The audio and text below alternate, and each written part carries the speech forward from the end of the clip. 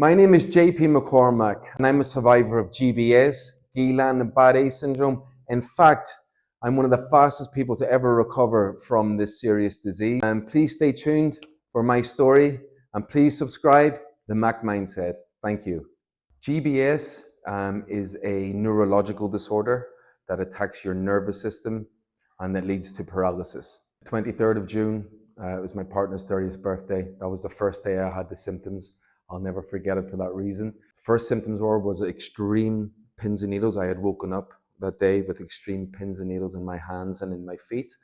I had sore shoulders and extremely sore hips. I could walk, but it was very sore. Something definitely felt strange. Next day I wake up on the Tuesday and I was definitely a lot worse. The pins and needles in my hands had completely heightened, very extreme in both my hands and my feet.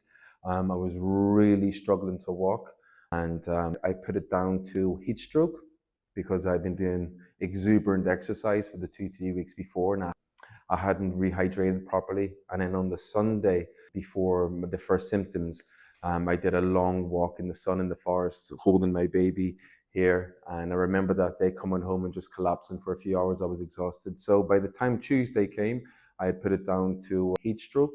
I actually went to the pharmacy and I bought some vitamin B12, I bought some magnesium as to try and help recover, thinking it was heat stroke.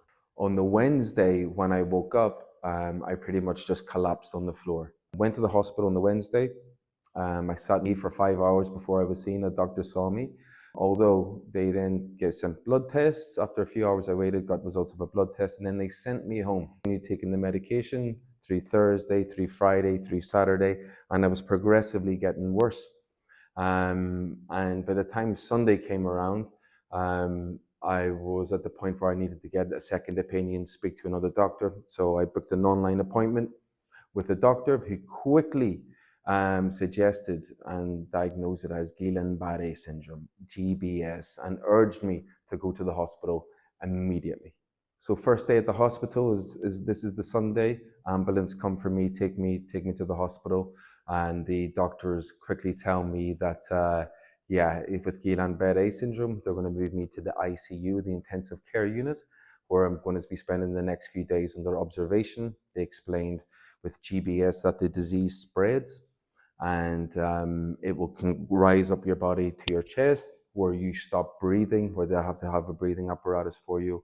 It goes all the way up to your neck, where you can't swallow, where you can't do any of these things. So this is why it can lead to death in certain cases if it's not seen too quickly. So I was very lucky to get to the hospital that day. The doctor I did speak to, the online doctor, in fact, I must mention this, did say that the medication I was taking was actually making it worse as well. And in fact, nobody could believe that I was actually at home for nearly 1 week fighting this disease by myself. I say by myself, my partner was obviously helping me with everything, but going through this without any proper medication or being seen to properly. I get into ICU, which was a crazy experience because it was actually the hottest day of the year. It was 40 degrees here in Lisbon, and the room I was in didn't have any air conditioning at all. As soon as they put me in it, I was just sweating profusely and just trying to come to terms with my situation, missing my family at home, my baby, my partner. And I was then seen by the neurologists who came to see me to explain Guillain-Barré Syndrome. They say they believe this is what it is. It could have been one or two other things, but they wanted to start treatment immediately, which is hemoglobin, because it wouldn't have affected the treatment should it be any of the other diseases. However, they wanted to get cracking immediately due to the fact that the disease spreads, as I'd mentioned. So I was seen by the neurologist and they told me the news. They said with Guillain-Barré Syndrome, it leads to paralysis, etc., as I've explained to you, and that if I may not make a full recovery, obviously they can't paint a pretty picture, I understand that, and it's my first day there. So they explained to me that I may not make a full recovery, i.e. I may not walk again. If I do, it could take anywhere between 6 and 12 months, and to expect to stay in the hospital of 3 to 4 months. That news initially was obviously quite shocking. And I have to be honest with you though, the first thought in my head was, okay, well that's most people, but that won't be me. That will not be me. And I knew immediately from that point that the fight was on. Days I continued to spend in ICU under observation. Again, it was 40 degrees, 39 degrees, and I think 38 degrees those 3 days that I was in the ICU. I was actually 4 days, 3 days, and 3 nights, 4 days. And the next few days, like I said, I was in the ICU, extreme heat, undergoing the hemoglobin treatment. I had a lumbar puncture done as well in my spine to remove fluid.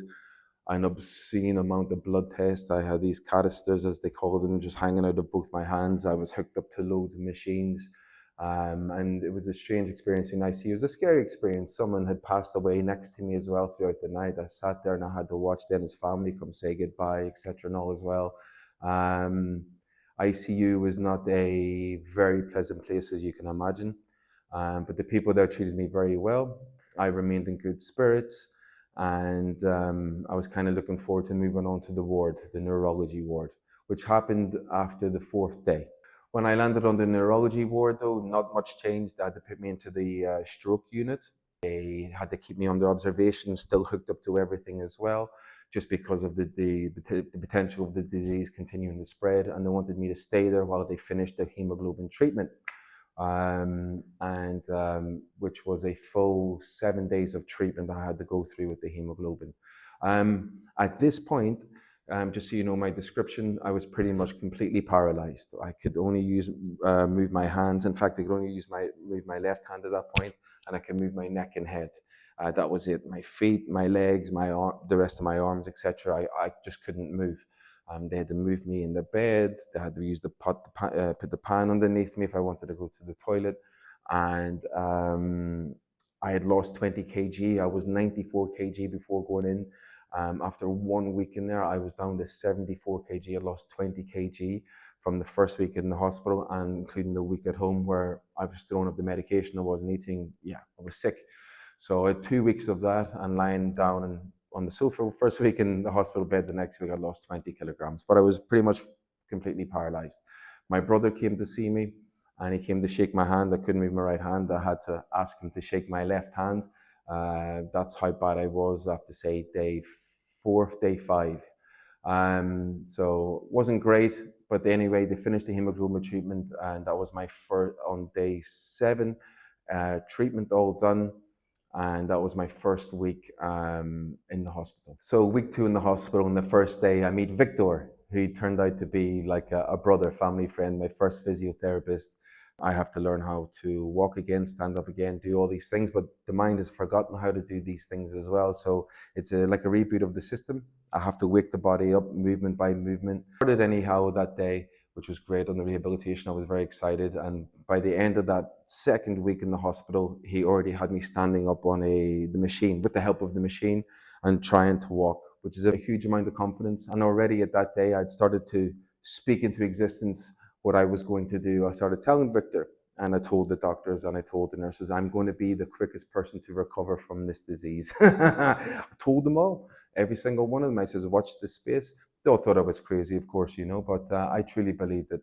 And I got off to a great start with Victor in terms of the rehabilitation, just waking up the body. And there's something I realized on that first day of week 2. It's something I'm going to write a book about, me versus the bed.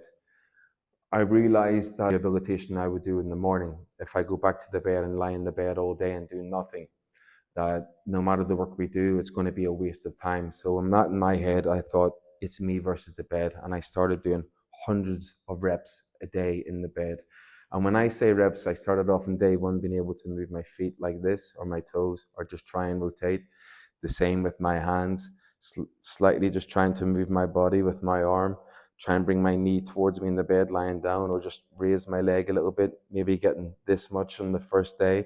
Day 2, day 3, being able to raise my leg up to there.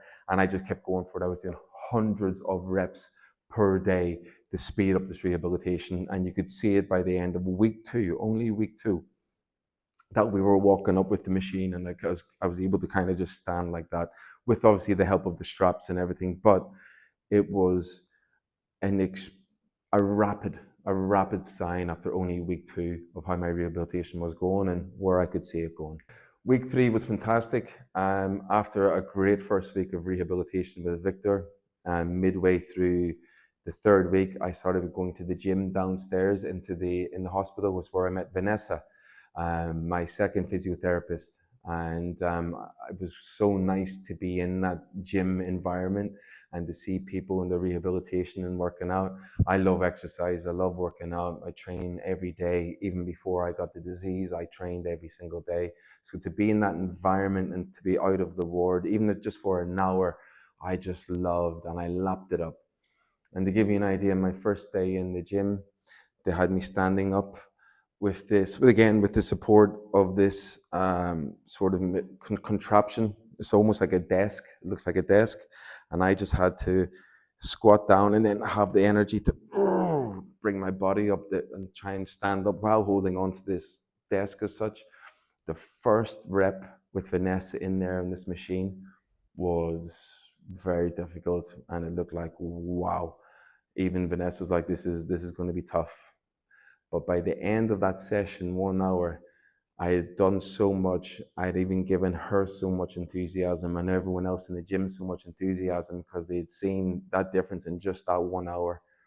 And again, I think that helps that I love that environment and I applied myself so much. I was so happy to be there that every single rep I had just tried my best and I was sweating so bad. I'll never forget it. But yeah, that was obviously week 3. That kept now for a few days. We were just doing some great rehab down in the gym and everything, which was amazing. And by the end of week 3, which I couldn't believe, the head nurse and the physio and the doctor came to see me, and they said progress had been so rapid that the head nurse Edith, who I love, Dr. Miguel, the head neurologist, Victor, my physiotherapist, all came to see me to say, we have never seen anything like this. Your recovery is so rapid that we're going to send you home next week. You're okay to be discharged next week as long as you get certain things ready at home, which will be week 4. And they've never seen anything like this. And considering I was fighting the disease for a week by myself at home, and including the first week in the hospital was pure medication and treatment. I had only completed 2 weeks of rehabilitation at this point, but my application was so good and we had done so much collectively together that they were ready to send me home, and I cannot describe to you how happy that made me feel. And again, at this stage, my rehabilitation was so good, I was able to pull myself up out of the bed and into a chair and do these things just by the end of week 3. So we had achieved so much and done so much that I was going home the next week. So there we are. We're into week 3, into week 4, my final week in the hospital. And obviously at this stage, I just want to lap up and soak up as much of my physiotherapists, Victor and Vanessa, in my final week. So when I do get home, I'm feeling a little bit more able and less of a burden, which has obviously been one of my worries at the time. So the last week I was 3 days a week, the Monday, Wednesday, the Friday, with Vanessa downstairs in the gym, just going at it, trying to do as much as I can, pushing me as hard as I could. The same with Victor on the Tuesdays and on the Thursdays. So the final week was just lots of that, lots of saying goodbye to the nurses, lots of I told you so to the doctors and nurses that I was going to do this. But overall, they were just so delighted for me. And yeah, bittersweet, believe it or not. You get to know the people there. But ultimately, of course, I was just delighted to get home, and I just wanted to concentrate fully on that physiotherapy for week 4, for my final week in the hospital. And yeah, on the 28th of July, pretty much 4 weeks after I went into the hospital, I was discharged and sent home. So that's the end of part 1. Thank you so much for watching. Stay tuned now for part 2, where I explain the month 2 and month 3, where I'm walking by week 7 and hopping, skipping and running by week 11. Please do subscribe, The Mac Mindset, where I'll have further content breaking down daily life in the hospital, me versus the bed concept, and much, much more that led to this rapid recovery. and I look forward to sharing with you all. Thanks again for watching. Please subscribe, The Mac Mindset.